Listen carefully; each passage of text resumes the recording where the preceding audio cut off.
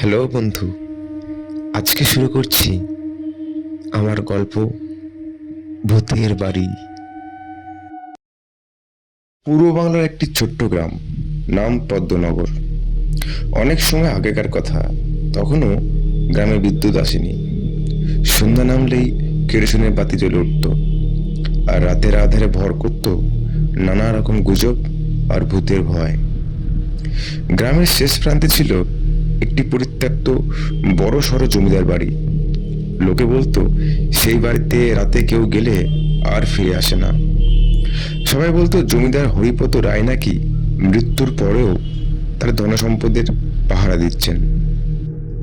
রামু নামে গ্রামের এক তরুণ সাহসী যুবক শখ করেই বলল, আমি যাচ্ছি সেই বাড়িতে, দেখি ভূত বলে আর কিছু আছে কিনা। সন্ধ্যার পর হাতে একটি কুপির বাতি নিয়ে রামু পা বাড়ালো সেই জমিদার বাড়ির দিকে।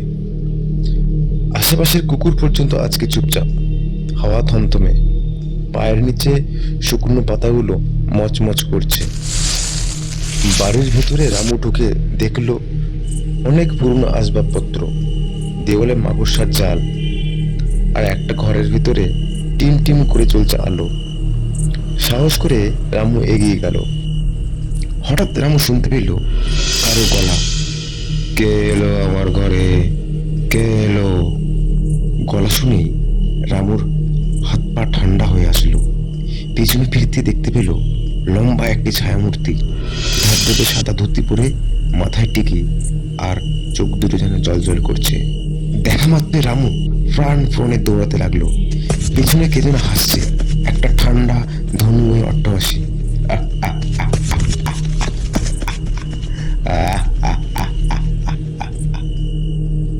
পরের দিন সকালে লোকজন দেখতে পেল রামুকে তার বাড়ির সামনে অজ্ঞান হয়ে পড়ে আছে।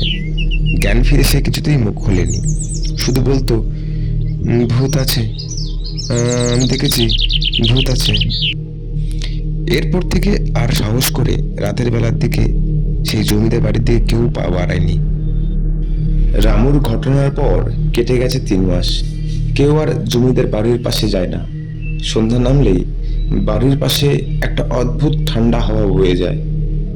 গ্রামের কুকুরগুলো হঠাৎ করেই সেই বাড়ির দিকে চেয়ে ডেকে ওঠে। গ্রামে নতুন এসেছেন গোবিন্দ কাকা, একটু বয়স্ক। কলকাতা থেকে অবসর নিয়ে ফিরে এসেছেন নিজের পৈতৃক ভিটেই। বিজ্ঞান মনস্ক মানুষ তিনি, ভূতে বিশ্বাস নেই। রামুর গল্প শুনে হেসে বললেন, ওইসব ভূত টুত বলে কিছুই হয় না, হয়তো গেছো, এইসব কিছু দেখে মাথা ঘুরে গেছে, অনেক কিছু দেখেছে হয়তো। শোনো, ভয়কে জয় করলে জয় পায়। এরপর গোবিন্দ কাকা ঠিক করলো তিনিও সেই জমিদার বাড়ির দিকে পা বাড়াবেন। সেই মতো তিনি একদিন তৈরিও হলেন। সঙ্গে নিলেন একটি টর্চ লাইট, লাঠি আর বুক ভরা যুক্তিবাদ। ঘড়ির কাঁটা তখন প্রায় 12টা ছুঁই। গোবিন্দ কাকা চুপচাপ বাড়ির উঠোনে দাঁড়িয়ে। হঠাৎ সেই একই টিমটিমে আলো উঠে এলো এক ঘর থেকে। তখনই ঠিক শোনা গেল একটি মেয়েলি গলা, যেন বলছে, এসো না গোবিন্দ, এসো, এসো এসো গোবিন্দ এসো। শুনে গোবিন্দ কাকা চমকে উঠলেন। কে ডাকছে আমাকে? আমার নামটাই বা জানলো কি করে? আবার সেই গলা শুনতে পাওয়া গেল, এসো না গোবিন্দ, প্রতীক্ষায় আছি তোমার, এসো এসো। গোবিন্দ কাকা শুনেই টর্চ ফেললেন সামনের ঘরের দিকে। দরজা আপনা আপনি খুলে গেল। বাতাস থেমে গেল হঠাৎ। ঘরের মধ্যে যেন আলো নেই, কিন্তু ছায়া নড়ছে। গোবিন্দ কাকা সাহস করে এগিয়ে গেলেন। হঠাৎ করে তিনি বুঝতে পারলেন যে তার কাঁধের উপর কেউ হাত রেখেছেন। ঘুরে দেখলেন একটা বসন্তে পোড়া মুখ, চোখ নেই, শুধু 2 কালো ফোড়ার মতো গর্ত। পরের দিন সকালে গ্রামের লোকজন গোবিন্দ কাকাকে পেল জমিদার বাড়ির উঠোনে, চোখ স্থির, মুখে কোনো কথা নেই, কাঁপছেন শুধু। তিনি শুধু বললেন, সে আমাকে চেনে, আমার নামও জানে, সে তো মানুষ নয়। তারপর থেকে প্রতি পূর্ণিমার রাতে কেউ কেউ শুনতে পায় সেই গলা, এসো এসো, আমি একা। রামু এখন বেশ শান্ত, তবে মাঝে মাঝেই রাতের বেলার দিকে চমকে ওঠে। আর গোবিন্দ কাকা, তার মুখে কথা ফিরেছে, কিন্তু চোখে এখনো ভয় জমে আছে।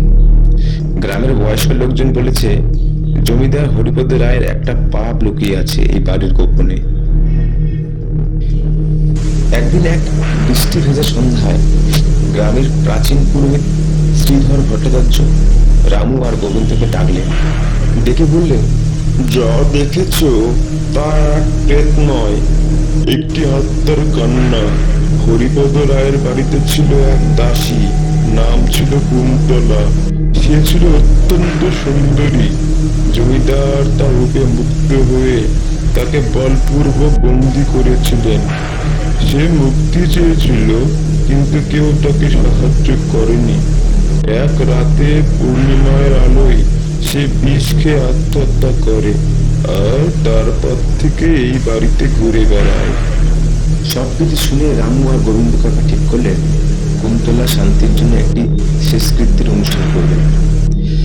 সেই মতো কোনো এক পূর্ণিমা রাতে তারা জমিদার বাড়ির উঠোনে প্রদীপ জ্বালিয়ে গীতা পাঠ করে কুন্তলার নাম করে শান্তি প্রার্থনা করলেন। আর তখনই দেখা গেল এক আশ্চর্য ঘটনা। দেখা গেল সেই পুরনো ঘরের দরজার কাছে দাঁড়িয়ে আছে কুন্তলা, কিন্তু এখন আর তার মুখে কোনো বিকৃতি নেই। শান্ত দুঃখী এক নারী, পরনে সাদা শাড়ি আর চোখে জল। সে একবার তাকালো, তারপর ধীরে ধীরে মিলিয়ে গেল পূর্ণিমার আলো। শেষ হলো আজকের গল্প ভূতের বাড়ি। গল্পটি কেমন লাগলো অবশ্যই জানাবেন। একটি লাইক, একটি কমেন্ট আর একটি সাবস্ক্রাইব দিয়ে আমাকে সাহায্য করবেন। ধন্যবাদ।